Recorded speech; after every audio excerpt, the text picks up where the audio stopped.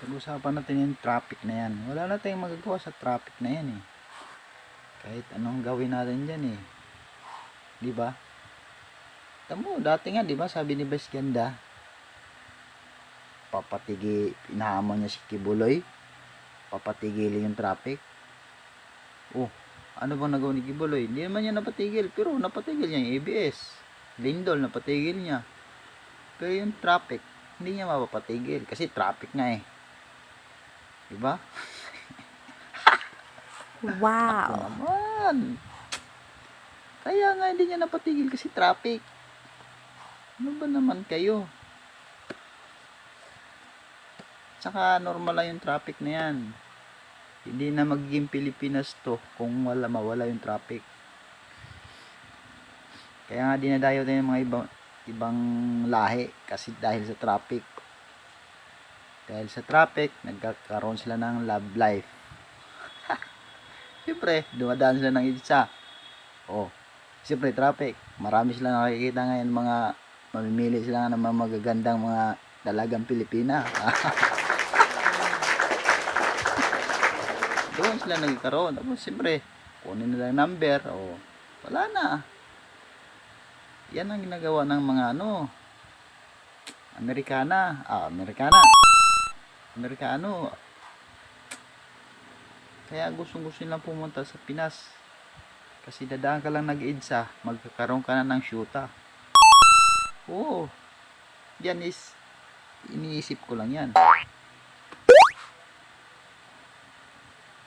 Bunga lang din ng traffic yan. Kasi minsan nag-commute ako. Sobrang tagal, ang dami mo nang maisip. Kahit wala kang isip, marami kang maisip. Wow. Maniwala ka. Kaya hindi mo alam paano mo naisip yun eh, kahit wala kang isip. Ako, nagtataka ako eh. Wala naman akong isip. Pero bakit ko naisip na maggagawa ko ng YouTube? Ba? Wala akong isip.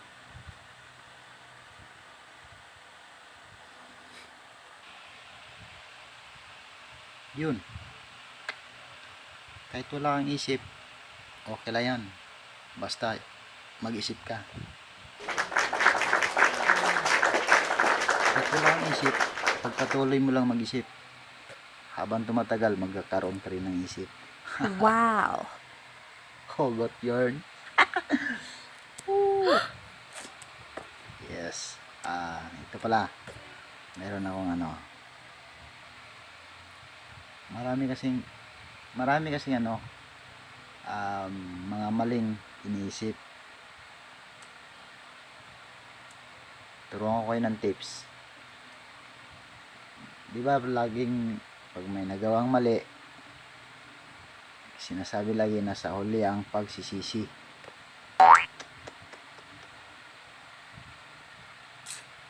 Wala nang gagawa ng mali kung nauna lagi ang pagsisisi. Wow. Correct? I'm correct, Your Honor. Wow. Kasi pag ginawa niya, mag-iisip siya, gagawin ko to. Pagsisisi ako eh. Oh, kumbaga nauna na yung pagsisisi, nagsisisi na siya, hindi pa niya nagawa. So hindi niya nagagawin yun, hindi niya naituloy kasi nagsisisi na siya eh. Nauna yung pagsisisi bago gagawin ang pangyayari. Gusto niya? Ako di ko mag-get. Kasi wala akong isip. Di ba? Intindihan niyo yan? Laging sinasabi, nasa huli yung pag-iisip. Normal, pagsisisi, nasa huli lang yung pagsisisi. Siyempre, talagang nasa huli ang pagsisisi. Kagaya niyan, niwanan ka na syuta mo. Eh, nung una, baliwala lang sa'yo, iniwanan mo lang kahit saan-saan, babae ka.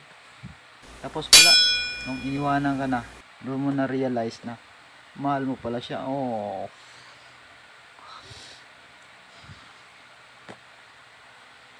Mahal mo pala siya. Oh.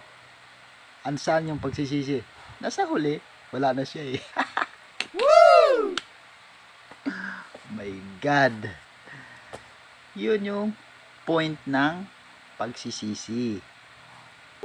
Hindi pwedeng mauna ang pagsisisi. Kaya dapat ito yung ano eh, parang pag-aaralan nito ng mga ano natin eh, magigiting senador. Yan, pwede na i-apply yung pagsisisi nasa huli o lagyan natin sa una yung pagsisisi. Diba?